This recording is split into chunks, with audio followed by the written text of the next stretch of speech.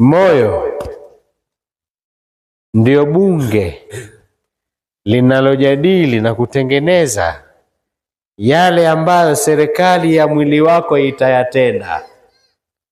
Viungo vyako vyote hivi, kila kiungo kile ambacho kitakitenda kinaanzia moyoni. Yani hivi viungo vyako na mwili wako ni madhari ya tabia zilizo katika moyo wako. Kama wewe ukiwa ni mutakabir, una kibri, basi kuanzia kiungo ulimi ndio cha kwanza kabisa kuonyesha tabia zako. Utazungumza maneno ya mtu mwenye kibri. Ukiwa una kibri, jicho lako litawatazama watu kwa dharau. Ukiwa una kibri, mkono wako utawafanyia watu mabaya. Miguu yako itatembea kwenda palipo pabaya. Moyo wako ukiwa na hasadi hali kadhalika. Ulimi wako utatamka yasiyofaa, na hata jicho lako pia litatazama vibaya, na viungo vyako vyote vitatenda yasiyofaa. Utawadhuru watu kwa sababu ya hasadi yako kwao. Moyo wako ukiwa na mfundo, tabia ya mfundo, kuwa una chuki. Kila unayemuona kwa sababu ndogo tu unamwekea chuki isiyokwisha katika moyo wako, basi na matendo yako mengine yote yatakuwa mabaya. Vile utakavyomfanyia yule ule na chuki naye. Moyo wako ukiwa na dhana mbaya, ulimi wako utatamka vibaya. Kwa hiyo moyo ndo mahala pa kwanza kwa kuwekwa tabia nzuri. Tabia nzuri zinaanzia moyoni. Haya maungo haya yanatenda kile ambacho kiko katika moyo wako. Kwa ukimwona mtu ana tabia mbaya sana, jua umeanza kuchafuka moyo wake. Wengine moyo wake hauna unyenyekevu, moyo wake hauna subira, moyo wake hauna dhana nzuri kwa wenzie, moyo wake pengine hauna dhana nzuri kwa Mwenyezi Mungu Subhanahu wa Ta'ala, moyo wake hauna akida iliyo nzuri. Ikiwa mtu haitakidi kwamba yeye Mwenyezi Mungu anamuona, wewe unafikiri huyu atafanya lolote lililo zuri, ataacha mabaya? Ikiwa mtu haitakidi kwamba Mwenyezi Mungu Subhanahu wa Ta'ala wakati wowote anaweza akamfanya lolote, anaweza akamdhalilisha, anaweza akamuadhibu, ikiwa mtu haitakidi kwamba atakutana na malipo baada ya kufufuliwa, nadhani huyu atatenda lipi lililo zuri? Kwa kule kutoitakidi itikadi iliyo sahihi na inayotakiwa ni moja katika tabia mbaya anazokuwa nazo mtu. Kwa hiyo suul khuluq inaanzia moyoni, na husnul khuluq vile vile inaanzia wapi? Moyoni. Na ndio maana Mtume akasema inma bu'ithtu liutammima makarimal akhlaq, na wakati huo huo amesema inna fil jasadi mudgha idha salahat salaha aljasadu kullu wa idha fasadat fasada aljasadu kullu. Hakika katika mwili wa mwanadamu kuna kipande cha nyama, hicho kikiwa kizuri kikitengemaa, basi mwili wote umetengemaa, na kikiharibika hicho mwili wote umeharibika. Afu akasema la wa hiya alqalbu, kipande cha nyama hicho ni moyo. Kikitengemaa, ndani ya moyo kukawa na tabia nzuri, ambayo ndio aliyoieleza Mtume sallallahu alaihi wasallam, akasema albirru husnul khuluqi, wema ni tabia nzuri. Maana ni tabia nzuri hapo moyoni mwako. Na miongoni, ndugu zangu, mwa tabia mbaya kabisa ambazo hizo tuombe Mwenyezi Mungu atupe msaada wake, tusije tusalimike na tabia hiyo, tabia ya kutoona kasoro zako mtu. Kama kasoro zako huzioni, manake huwezi kuziwacha, manake huwezi kutubia.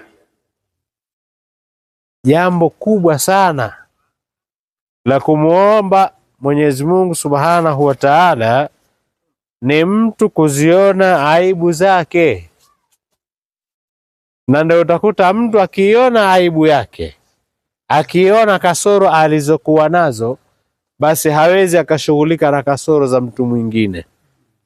Leo watu wanasengenyana, lakini kwa sababu yule anayesengenya kasoro zake hajaziona, ndio maana anazungumza za mwenzie. Watu wanachukiana. Unaweza ukamchukia mwenzako kwa jambo baya alilokufanyia, lakini kumchukia huku kutatokana na wewe kutojua kwamba na wewe una mabaya yako. Alhasil ni kwamba mtu kuiona nafsi yake iko sahihi, huu ni ugonjwa mbaya sana. Ni tabia iliyo mbaya ambayo inaweza ikaleta tabia zote mbaya. Kama wewe nafsi yako huioni mapungufu yake, manake kibri ndo cha kwanza kukuingia. Kama huoni mapungufu ya nafsi yako, kwako itakuwa kumweka mtu shonde sio tatizo, kuwa na mfundo na mtu fulani sio shida. Kama huoni aibu za nafsi yako, basi wewe husnul khatima kwako ni jambo gumu sana kulipata. Sababu husnul khatima msingi wake mkubwa ni toba. Ili wewe upate mwisho mzuri, uondoke katika huu ulimwengu ukiwa salama, basi uwe ni mwenye kulazimiana na toba. Sababu wewe ni mwanadamu mpungufu, kuna mambo mabaya itakuwa unayafanya hapa na pale. Kwa kila unalofanya baya unatubia kwa Mola wako, unabaki msafi. Ataibu kama la dhamba la, mwenye kutubia ni kama ambaye hakufanya kosa lolote. Kwa ndugu zangu, tuanzeni na hili katika kasoro tulizo nazo. Tuanzeni na kasoro ya kuziona nafsi zetu kwanza zina matatizo gani, na ndio kauli ya Sayyidina Umar radhiyallahu anhu aliposema hasibu kabla an tuhasabu, jihesabieni nyinyi wenyewe kabla hamjahesabiwa. Nyinyi wenyewe jihesabieni makosa yenu, zichunguzeni nafsi zenu kabla hamjafika mbele ya Mwenyezi Mungu Subhanahu wa Ta'ala na mkahesabiwa kutokana na mlioyatenda.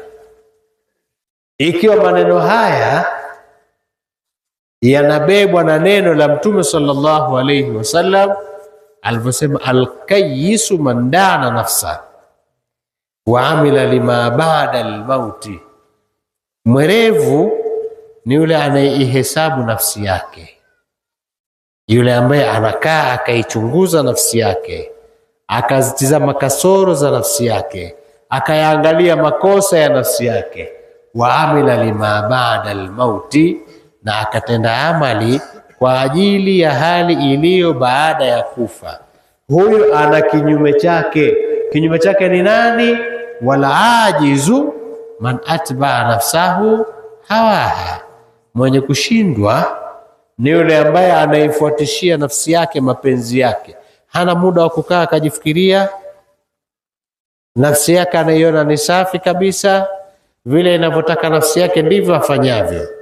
Nafsi yake ikitaka kumhusudi mtu anamhusudi tu.